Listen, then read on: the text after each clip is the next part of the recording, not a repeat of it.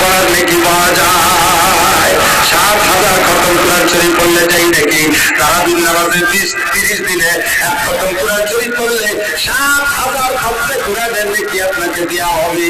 আপনার পড়া লাগবে না, ইমাম পড়বে, আপনি শুধু নীরবে শুনবেন।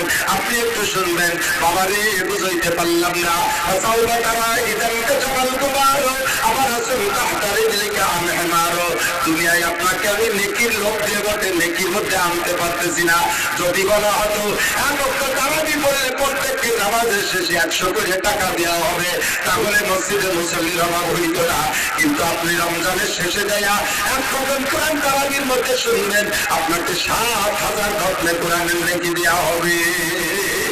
এত বড় ফজিলতের লোক মোটে হয় না, এত বড় ফজিলতের লোক হয় না।